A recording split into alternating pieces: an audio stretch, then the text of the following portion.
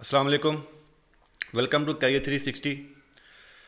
आज की video maintenance management के हवाले से है, जो कि बहुत इम्पोर्टेंट रोल प्ले करती है किसी भी इंडस्ट्री के अंदर। मेंटेनेंस जो एक बेसिक आपकी किसी भी मशीन की रिक्वायरमेंट होती है, आपके इक्विपमेंट की, आपकी मशीन की जो बेसिक रिक्वायरमेंट है, उसकी एफिशिएंसी को इम्प्रूव करने के लिए, उसकी लाइफ स्पैन को एक्सपेंड करने के लिए एफिशिएंसी का मेंटेनेंस का बहुत ज़्यादा रोल होता है उसमें।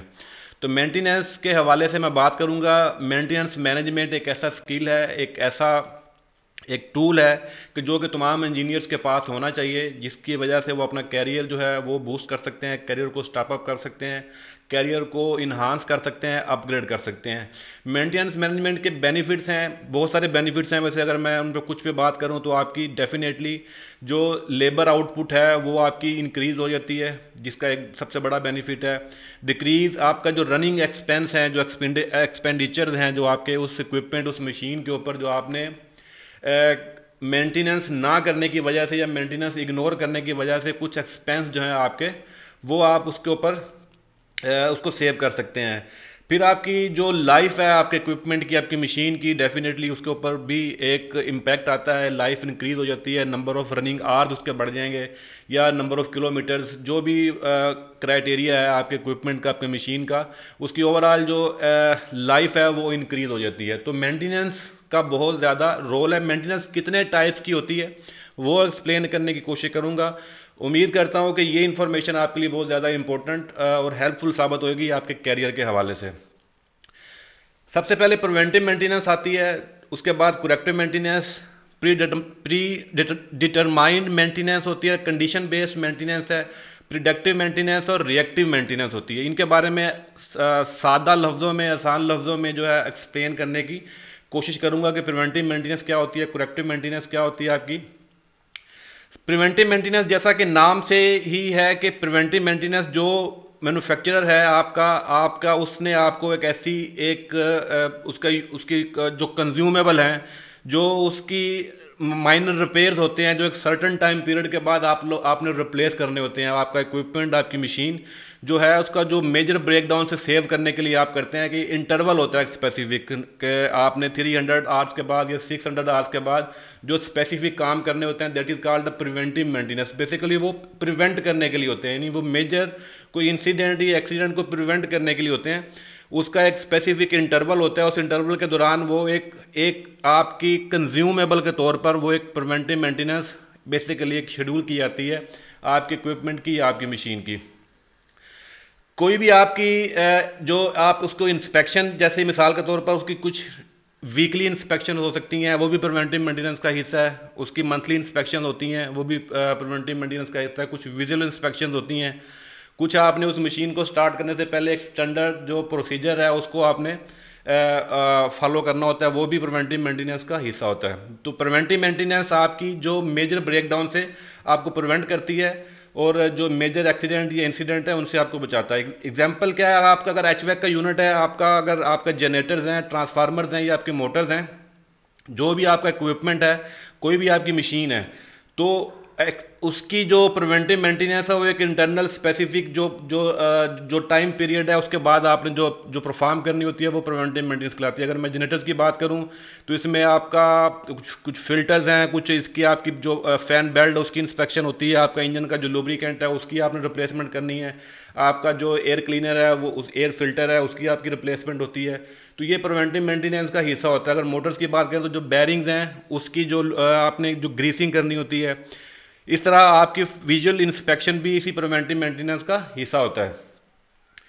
ट्रांसफार्मर का भी ऐसे ऑयल की इंस्पेक्शन है, या ऑयल आपका जो आपकी कूलिंग के लिए भी और आपकी जो आपकी बेसिकली इंसुलेशन के लिए इस्तेमाल होता है, उसका भी आपने जो है उसका स्पेसिफिक इंटरवल होता है उसकी रिप्लेसमेंट का। जब वो ऑयल स्पेसिफिक वो बर्न हो जाता है या अपनी कंडक्टिविटी जो है वो उसकी बढ़ जाती है, इंसुलेशन लेवल अपना खो जाता है, तो भी आपकी प्रिवेंटिव मेंटेनेंस के अंदर आती है। कॉस्ट जो होती है वो बहुत कम होती है, एक लेबर की कॉस्ट होती है, आपकी पार्ट्स की कॉस्ट होती है, डेफिनेटली ये कॉस्ट उस हिसाब से कम होती है।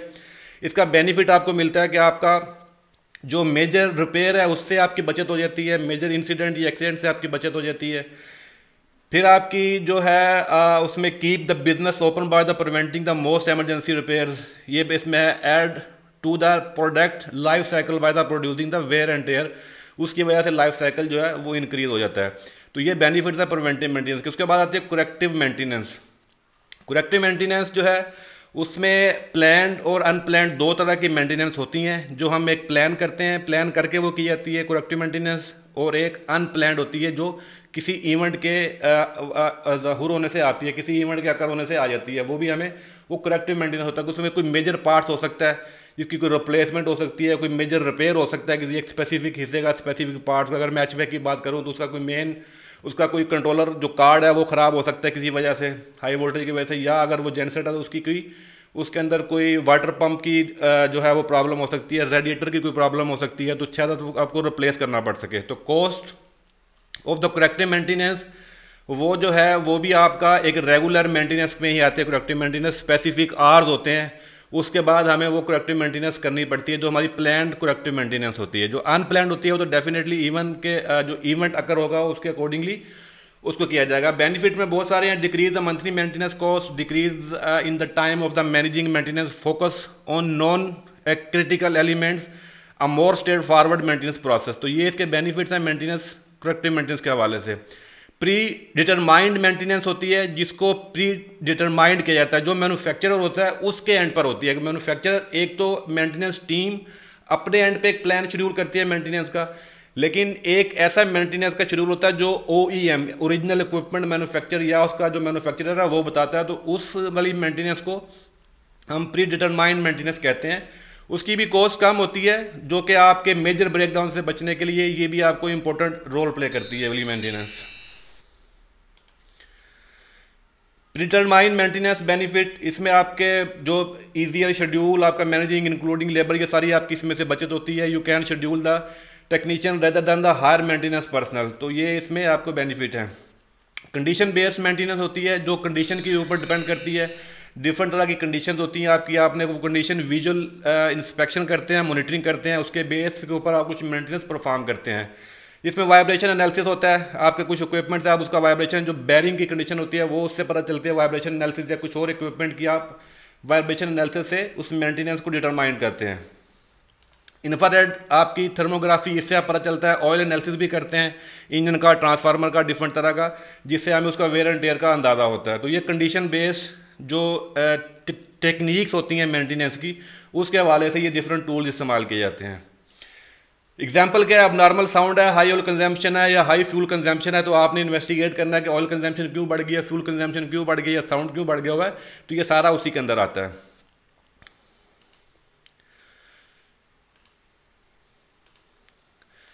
इसके बाद आपकी प्रिडिक्टिव मेंटेनेंस है, जो प्रिडिक्शन से निकली, यानी प्रिडिक्शन से, इसमें एक्सपर्ट जो लोग हैं, जो एक्सपर्ट इंजीनियर हैं, एक्सपर्ट एक्सपीरियंस बेस्ड लोग हैं, वो अपनी प्रिडिक्शन से प्रिडिक्टिव मेंटेनेंस करते हैं। अपनी उस विजुअल इंस्पेक्शन से, उसकी डिटेल से, उसकी इन्फॉर्मेशन से वो प्रिडिक्टिव मेंटेनेंस की जो परफॉर्मेंस आती है। रिएक्टिव आखिर में आता है रिएक्टिव रन टू फेलियर, यानी ये ऐसी मेंटेनेंस होती है जो मेजर मेंटेनेंस कहलाती है।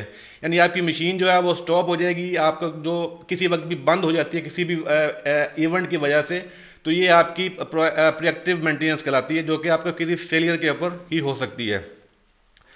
प्लानिंग क्या होनी चाहिए, बेहतरीन प्लानिंग ये है कि मेंटेनेंस जो है वो हमेशा आप ऑन टाइम रखनी चाहिए। डिफरेंट मेंटेनेंस डिफरेंट तरह की हो सकती हैं अकॉर्डिंग टू आपकी मशीन, आपकी जो इक्विपमेंट, आपकी जो रिक्वायरमेंट है, उसके अकॉर्डिंगली आपका जो शेड्यूल है वो डिफरेंट हो सकता है।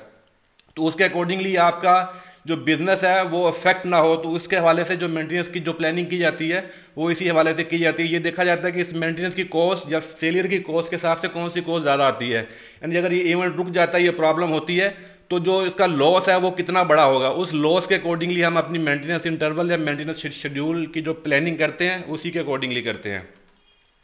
उम्मीद करता हूँ मेंटेनेंस मैनेजमेंट के हवाले से जो बेसिक मैंने ओवरव्यू दिया होगा आपने अंडरस्टैंड किया होगा। मीनवाइल कोई और इन्फॉर्मेशन चाहिए आपको इसी वाले से, स्पेसिफिक इन्फॉर्मेशन चाहिए, you can contact me without any hesitation in the comment section. I will reply you as soon as possible. Wish you all the best of luck. मिलते हैं अगली किसी शानदार वीडियो में।